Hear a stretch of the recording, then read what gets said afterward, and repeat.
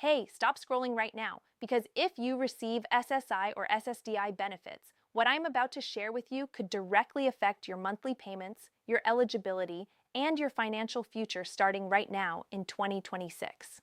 The Social Security Administration has just rolled out a set of new rules, and millions of Americans have absolutely no idea these changes are already in effect. If you miss this information, you could lose money you are legally entitled to, or worse, you could unknowingly violate a new rule and face an overpayment notice. So stay with me because every single second of this video matters. Welcome back to SSA Benefits Alert, the channel that keeps you informed, protected, and ahead of every major Social Security update that affects your life. If you are new here, make sure you hit that subscribe button and turn on notifications because we cover every SSI and SSDI change as soon as it happens, straight from official SSA sources. Today, we are breaking down the biggest Social Security rule changes of 2026, what they are, who they affect, and exactly what you need to do right now to protect your benefits. Let's get right into it. The Social Security Administration has officially implemented several significant changes that went into effect in 2026, and these changes touch nearly every category of beneficiary. Whether you are on supplemental security income, Social Security disability insurance, or both. These are not rumors or speculation. These are confirmed official changes that are reshaping how millions of Americans receive and qualify for their monthly benefits. The first and one of the most talked about changes in 2026 is the new COLA adjustment, the cost of living adjustment. Social Security beneficiaries received a 2.5% cost of living increase beginning with January 2026 payments. That means if you were receiving $943 per month in SSI, your new payment has increased. For SSDI recipients, the average monthly benefit has also gone up. This adjustment is designed to help beneficiaries keep up with inflation, but here is what most people do not realize. A COLA increase can actually affect your eligibility for other programs like Medicaid or SNAP if your new income crosses a certain threshold. So while your check may be slightly higher, you need to check whether your other benefits have been impacted. Now let's talk about the new SSI resource limit updates. For years, the SSI resource limits were stuck at $2,000 for individuals and $3,000 for couples, limits that had not been updated since 1989.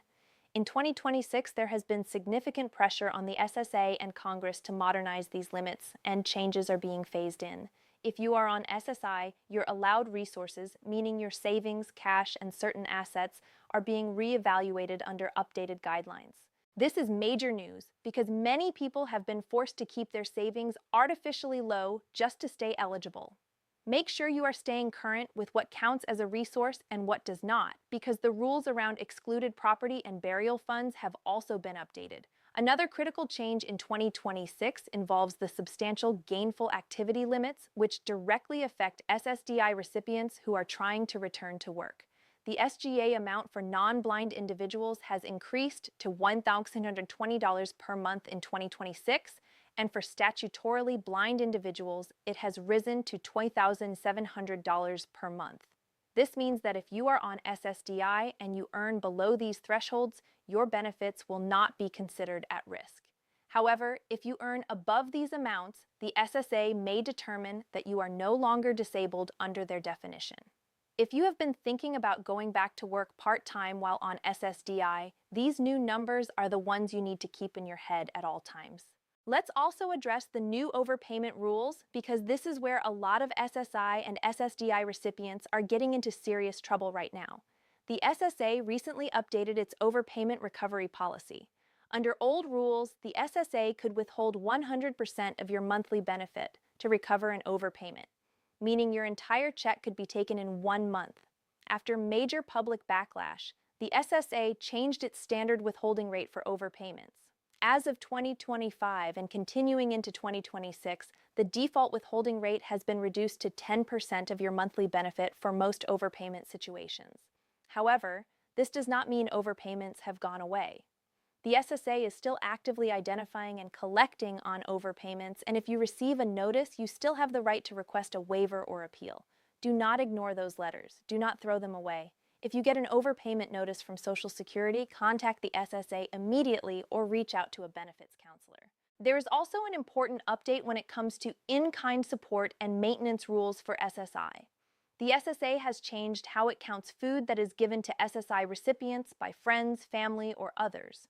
Previously, if someone bought you groceries or gave you a meal, the SSA could count that as income and reduce your monthly SSI payment. Under the new 2026 rule, food assistance from others will no longer be counted as in-kind support and maintenance income for SSI purposes. This is a huge win for millions of low-income recipients who rely on family support to survive. Your SSI check should no longer be reduced just because a family member helped you put food on the table. For SSDI recipients, another key area of change in 2026 involves the Medicare waiting period and coordination with other federal programs. If you are newly approved for SSDI, you still face a 24-month waiting period before Medicare kicks in, but there are new special enrollment provisions and low-income subsidy options being expanded in 2026 that can help bridge that gap. If you are in your Medicare waiting period right now, you need to be actively looking at Medicaid as your primary coverage and understanding how the new Extra Help program changes can benefit you. And one more change that every SSI recipient needs to know about.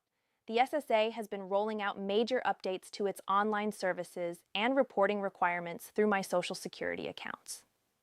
In 2026, the SSA is pushing beneficiaries to report changes like income, living situation, and household composition more quickly and more frequently through digital channels. Failing to report changes on time remains one of the top reasons people face overpayments and penalties. Make sure your My Social Security account is active, that your contact information is up to date, and that you are reporting any changes in your life to the SSA within the required timeframes. Here is the bottom line. 2026 is not the year to be uninformed about your Social Security benefits. The SSA is actively making changes, updating systems, and enforcing rules that can directly impact your monthly income. Whether it is the COLA increase affecting your other benefits, the new SGA limits if you want to work, the updated overpayment rules, the food exclusion for SSI, or the new reporting requirements, every single one of these changes matters to your financial survival, and that is exactly why this channel exists. Here at SSA Benefits Alert, our mission is simple. We make sure you are never caught off guard by a Social Security rule change. We translate the complicated government language into plain English, so you know exactly where you stand and what steps you need to take. If this video helped you today, please give it a thumbs up. It helps more people just like you find this information when they need it most. Drop a comment below and tell me which of these changes affects you the most. And if you know someone on SSI or SSDI who needs to hear this, share this video with them right now. Subscribe to SSA Benefits Alert so you never miss another update. Because when it comes to your benefits, staying informed is not optional, it is essential. We will see you in the next one.